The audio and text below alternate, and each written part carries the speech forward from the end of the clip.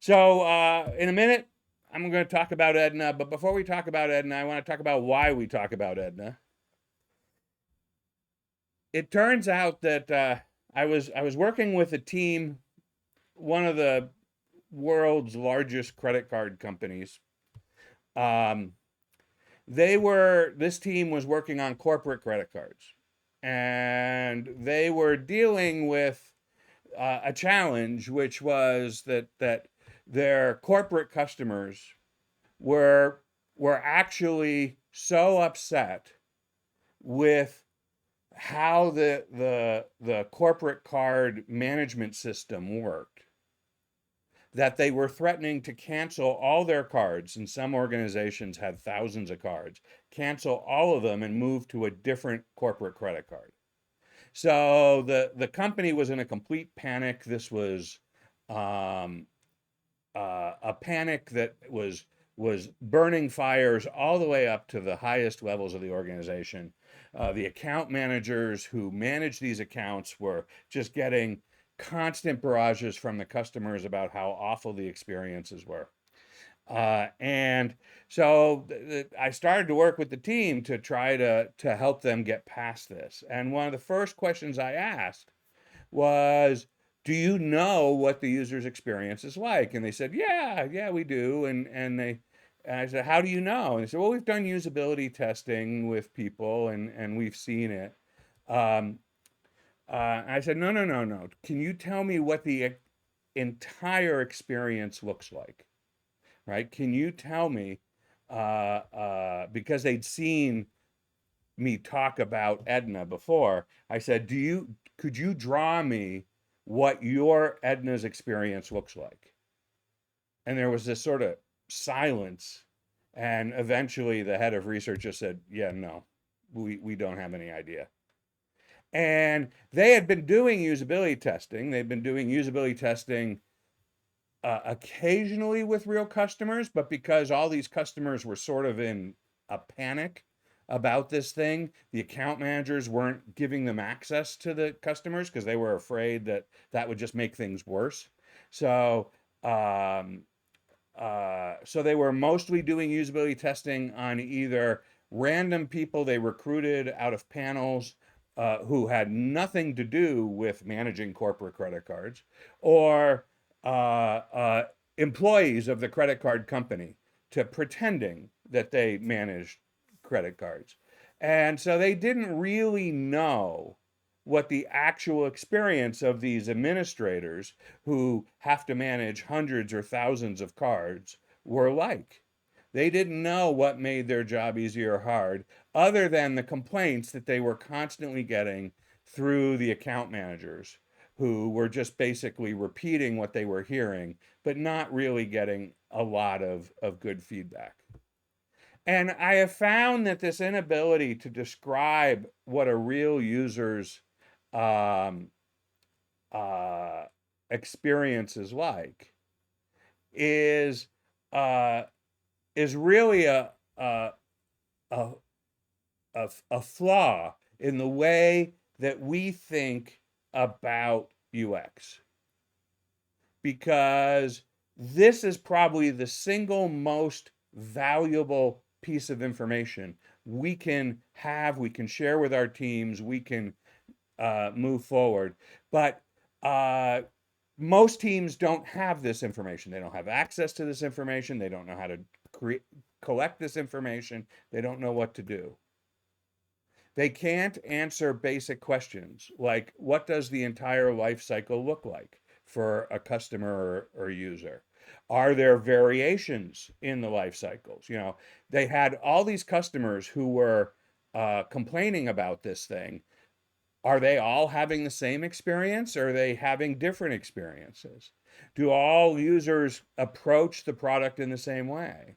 What is a day in the life of someone who's using the product? How do those days vary from one day to the next for a given user? How do they vary across users? Do all the users have the same experience? What does a really poor experience with the product look like? Something that's incredibly frustrating. What does a really great experience look like? Something that's incredibly valuable and delightful. uh, uh, when you are working in a place where your users and your customers are different, what Jeff Patton refers to as users and choosers, uh, those experiences um, uh, are different experiences, but they have to be intertwined. How are they intertwined?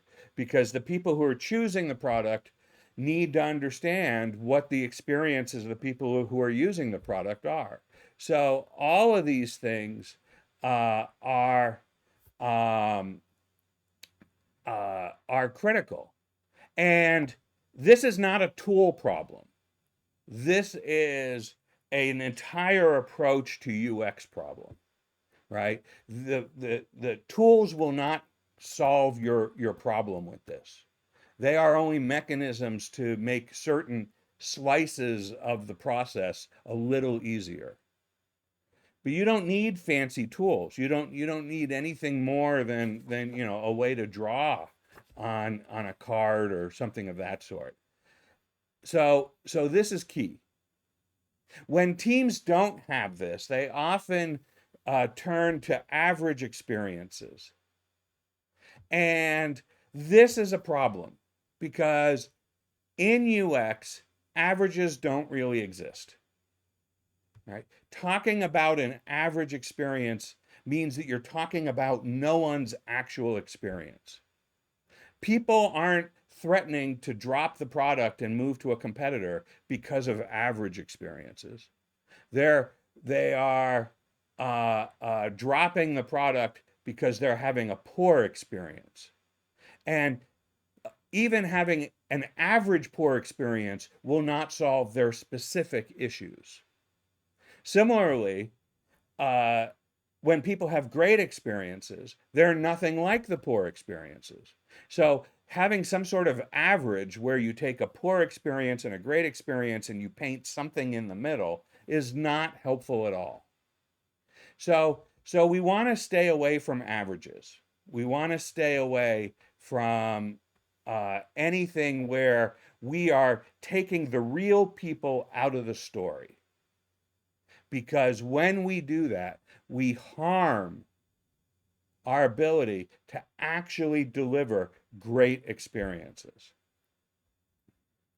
Now, because usability testing is the most common form of research, this is the best that people can do because they have tested individual discrete slices of the user's experience, but they don't have a sense as to how all those independent slices come together to actually make the experiences that real users have.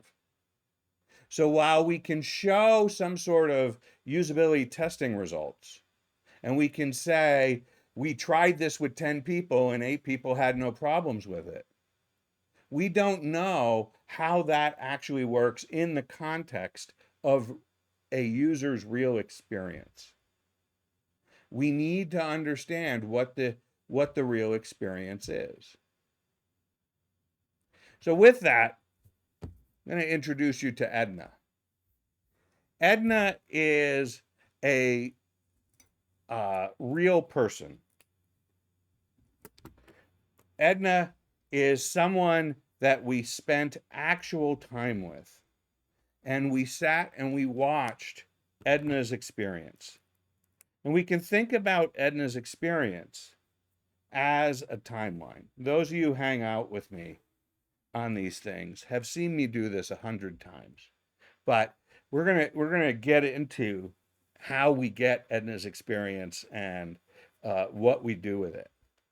The first thing we have to do is we have to realize that Edna's experience falls on a scale of frustration, complete frustration, to complete delight. Now, it's rare that she's ever completely delighted, and hopefully it's rare that she's ever completely frustrated, but it's going to fall somewhere in between this scale. And Edna's lives in a universe where time only moves forward. So the thing about Edna is that Edna's experience is one of a bunch of things going on, one after the other. And we can take the significant moments of Edna's experience and we can call them milestones. They help us understand what her total experience is, because the frustrations or the delights that Edna has depends on where we are amongst these milestones. So let's say Edna is an administrator at a large company that has thousands of corporate cards. And the thing about Edna's experience is it's going to depend on what Edna's trying to do. We could talk about what happens at the beginning of the month when the company is having a whole bunch of hiring, and now they have to issue a whole bunch of credit cards to the new people who've joined, let's say, the sales force and the marketing team and the customer success team, people who spend a lot of time on the road. Edna has to, they've hired this big company that has, 70,000 employees, has to, often has months where there's 200, 300, 400 people who've been hired at a shot. And Edna has to enable all these cards and make them all happen. And some of that experience is pretty easy, but then some of it gets really hard because she has to touch every card application and work through it. She finds this completely monotonous and boring. And then there's another part where, again, it's delightful because the system, to some extent, made it easy to do whatever that step was. And then there's some step that's really frustrating. She dreads this part of the month because it takes forever and she makes mistakes, and the system doesn't do her any favors. And this is her experience. Now, the thing is that there may only be slices in this experience that the team has ever usability tested. Maybe they've tested this, and maybe they've tested this moment, and maybe they've tested this moment, and maybe they've tested this moment. And they did that because they have a real product focus, right? A team was working on this moment. Another team was working on this moment. Another team was working on this moment. And because all the experience was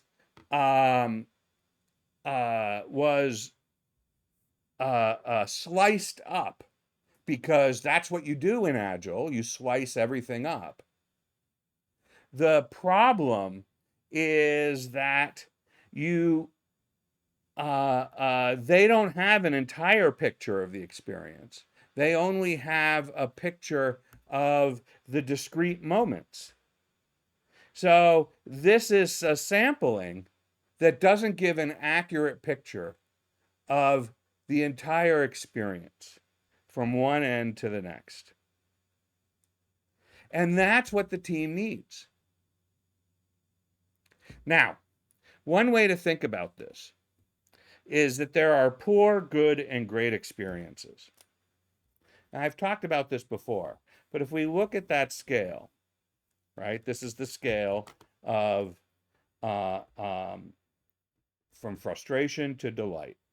It's truly the easiest way to just talk about user experience.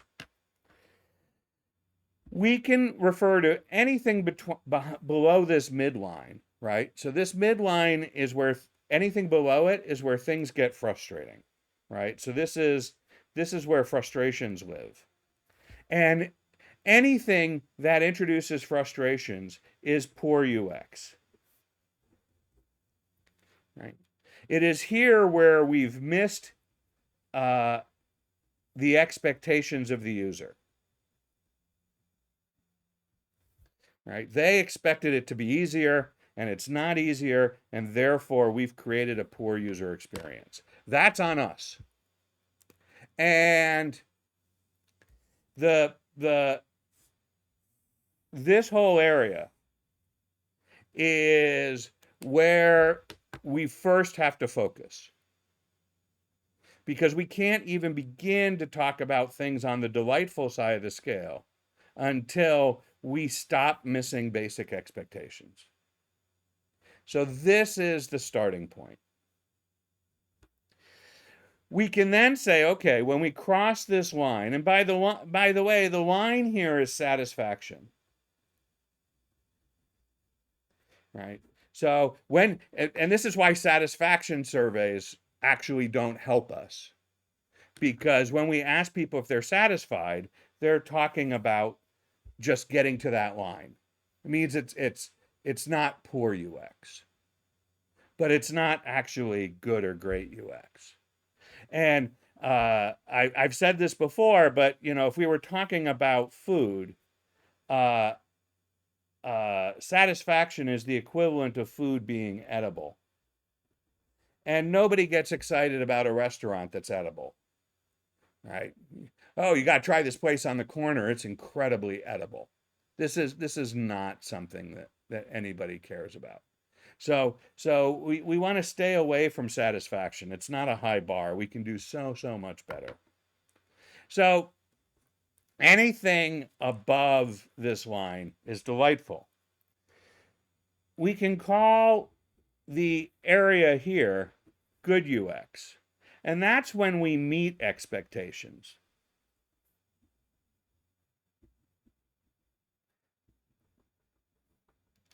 And meeting expectations is great. It's nice. And that is definitely better than poor UX. And the thing to remember here is that as we go up, the value of the product or service increases.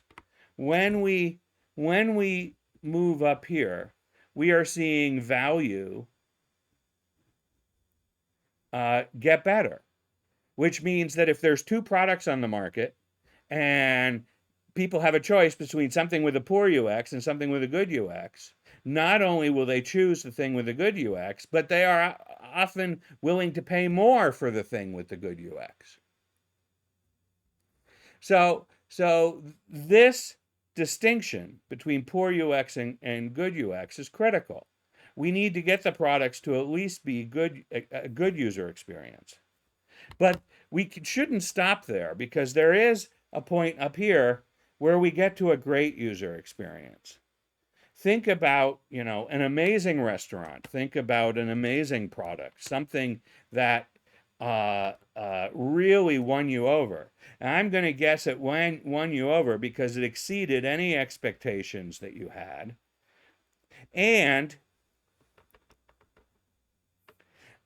it anticipated your needs in ways that surprised you.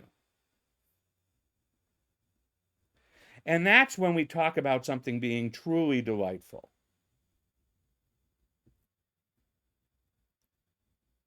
Good UX is okay, but this idea of great UX, and few products get here, that's delightful. And that's where people will pay big bucks to get access, right? This is your high-end luxury, completely amazing thing. And this is why Apple, for example, can charge more money than Samsung for a device, or Dell. This is why Disney can charge way more money than some other amusement park. It's because the experience exceeds expectations and anticipates needs. This is something so remarkable that people will go around talking about it. So those of you who are in the world of startups and you're hearing the conversation about product market fit, they're talking about getting here. right? People are going around selling your product for you. And so the real questions that we have to solve are what makes these things different? And we can't solve that in a generic, abstract way. We have to go back to someone's experience, Edna's experience. And we have to say, look, when Edna's doing these things, when Edna's working in this space, her experience is completely frustrating. This is poor UX. What we want to do is figure out how to get Edna's experience so that it's delightful all the way across. Because Edna's experience is determining whether people will use our cards or our competitors' cards going forward. And that's that's what we're talking about here. This is the conversation we need to have. And we can't have it with abstract notions of UX. It has to be when we talk about what's happening. Now, Edna's just one user. There may be other users out there. You know, Ashley has an experience, and Allison has an experience, and Adit has an experience, right? And all their experiences are going to be different than Edna's. So we have to go and we have to draw out their experiences too. We have to know what it's like to be each of these people and know what their experience looks like, and does it map to be the same? And it's each of their experiences compared to Edna where things get really interesting. What we're not talking about here is the happy path. This is something I've run into often with teams where they talk about, well, what's the happy path? Let's design for the happy path first. And the problem is that the happy path is an imaginary construct. It's an average. It's not an experience that anybody has. The happy path is, you know, what you imagine it's like to go through all these steps. And often it's actually not all these steps because no one's done the research to find out what all these steps are. So people draw this little flow diagram that says first you go on board, then you start to engage, then you customize your data, then, you know, profit. And the happy path is not reality at all. And so if you see sort of generic descriptions of the stages of use of our product, that's a happy path diagram. You want to stay away from happy path diagrams. You want to talk about real people, your Edna or your Gladys or your Ashley or your Allison, whoever it is. And that's the key thing. One of the things that makes the happy path not helpful is that it doesn't take into account context. Context plays a huge role. Adding 2 people's credit cards into the system is a completely different experience than having to do 200 credit cards in just a few days so that you can make sure that the salespeople have the credit cards they need to actually start selling. And that context plays a huge role. And so we need to understand why in the middle of the month what Edna does is different than at the beginning of the month. We need to understand that when the company lays 1,000 people off and Edna has to immediately cancel 1,000 credit cards, and there's no way to do this except to log into each credit card and cancel it one at a time. And of course, you want to do that right away because you've just made a whole bunch of people unhappy and you're leaving them with a carte blanche charge card, right? This is a big deal. This is a problem So we have to understand the context of all of this. This is the most important expertise that we can give people about UX in general. I see teams trying to help people in their organization understand how UX is important.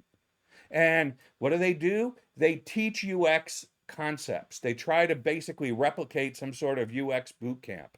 And they do brown bags and workshops, and they teach people about information architecture and usability testing and design thinking and all these different abstract ideas.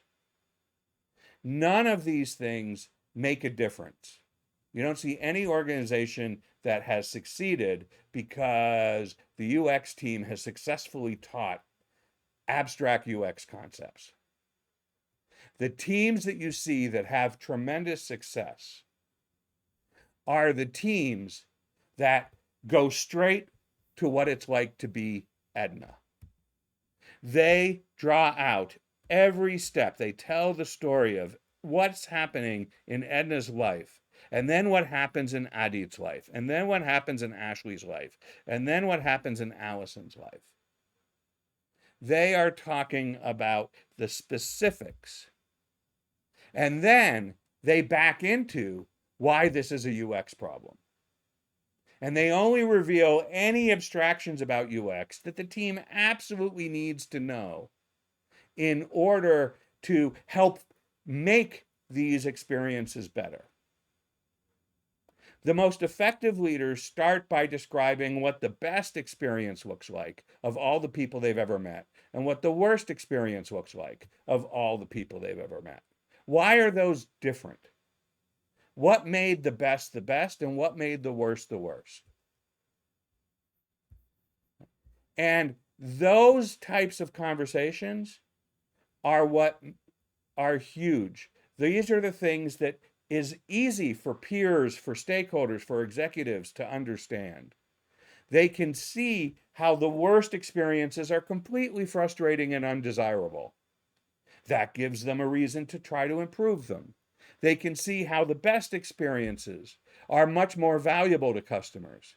This gives them impotence to actually move to make sure that everybody has those best experiences. And so it's these differences that are key. And so this is what we're talking about. When we talk about Edna, and your Edna is going to be different than anybody else's Edna, and you can call them anyone you want. Somebody the other day told me, I call my Ednas Gladys. That's great. Whoever this is, right? And I recommend using their real name, not, coding them. There are some instances where we want to keep anonymity, but most of the time, that's not necessary for the work that we do. If you start to talk about these in these fairly simple terms, people will get it.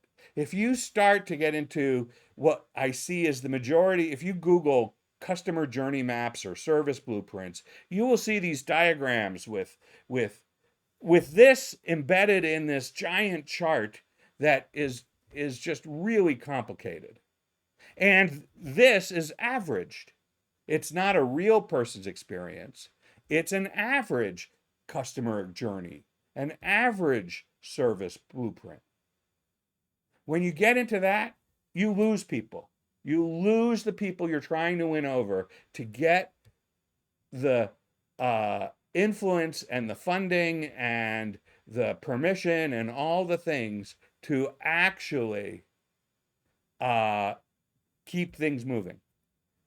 You can't start with the average. You have to start with the edge cases. You work from the outside in. You solve what's frustrating Edna, and there's a good chance you're going to solve the frustrations for a whole lot of people who are in Edna's situation. And the story is just a story, right? This happened, and this happened, and this happened, and because of that, this happened, and this happened, right? We can tell the story. It's a simple narrative. A simple timeline wins the day. And it starts with one person, and then a second person, and then a third person, and then a fourth person. You don't start with the average. You keep by building up from what you see.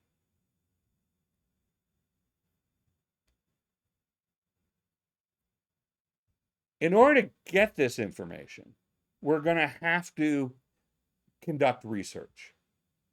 And for many people, UX research is uh, uh, has been boiled down to basically usability testing, interviews, and surveys. And this, none of these tools are good high-end UX research. These are the uh, uh, the sort of crudest and least mature of tools to actually get you the information, because they will not give you a solid picture of what's happening here. Interviewing Edna is different than spending a day with Edna and seeing what it's like for her to have to add 200 new credit cards into the system and get those to the individuals. Seeing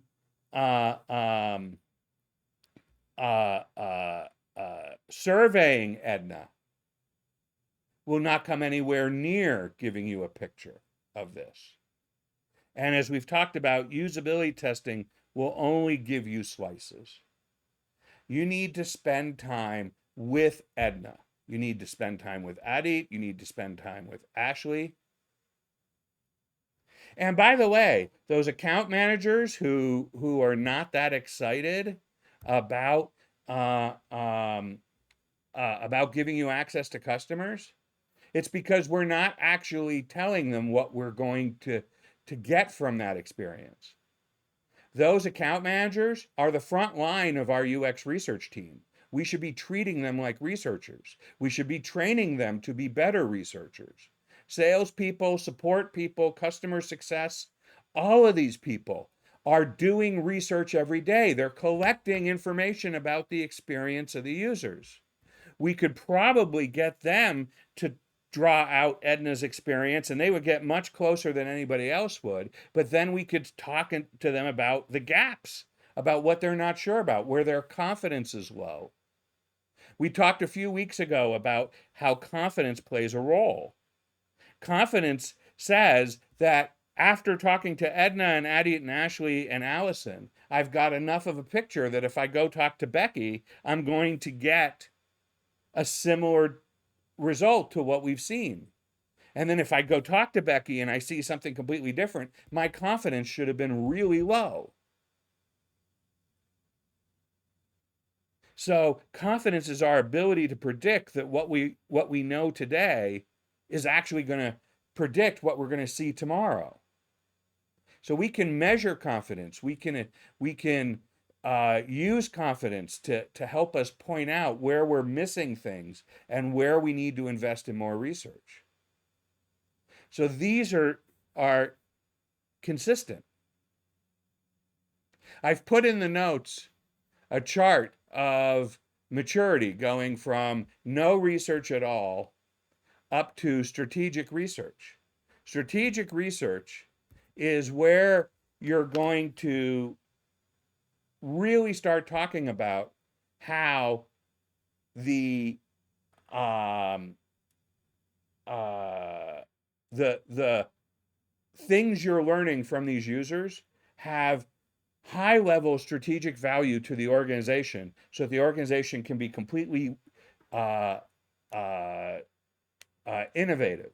We're going to talk about this next week when we talk about latent needs, because strategic research will not only uncover that, but will actually allow us to, it's enough research that we can put a value statement on what that would be worth, which allows us to have a conversation at the highest levels about, do we build that versus some shiny thing that one of the executives learned about at a conference.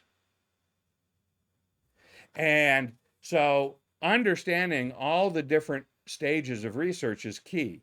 But in order to get more mature, you have to adopt a completely different approach to thinking about research than you probably have ever had. And so that's the element of this.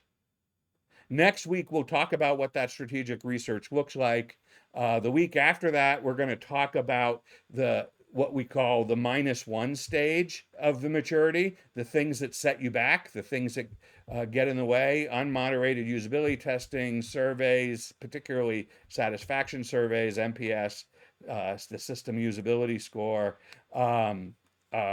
session recording tools, analytics that are misinterpreted, focus groups, A/B testing. All of these things actually harm us in the long run. They give us some short-term gains, but they don't give us a true understanding of what's going on.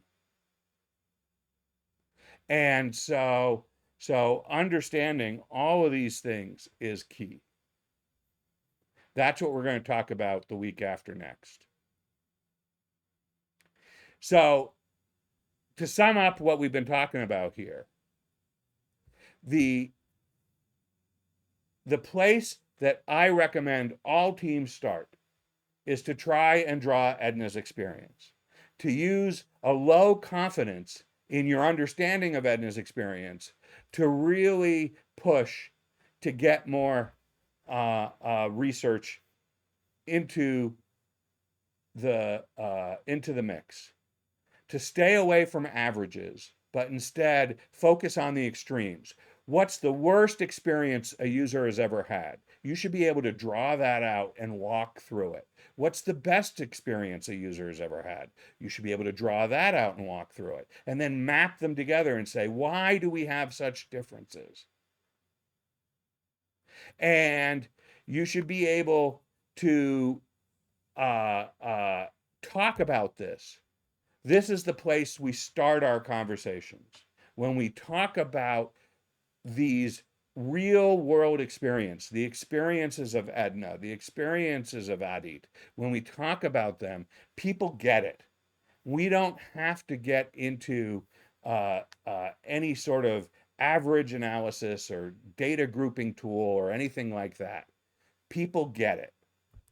And the more people you do research with, the more you get to this place where you can tell people, hey, Edna's not an outlier. Edna's having an experience that we're seeing in a lot of different places. Let me introduce you to all of them. And that's when you're going to see success. And to do this, you're going to need to have more advanced approaches to user research. Jared here. Thanks so much for watching. If you enjoyed this video, please give it a thumbs up and consider subscribing so you'll get more videos like this. If you have any comments, questions, or thoughts, feel free to drop them in the comments below. I'd love to hear from you. And hey, consider joining our Leaders of Awesomeness community. It's completely free, home to over 50,000 UX leaders who regularly share questions, ideas, inspiration about their experiences. The link is in the description below. Thanks again, and I'll see you in the next video.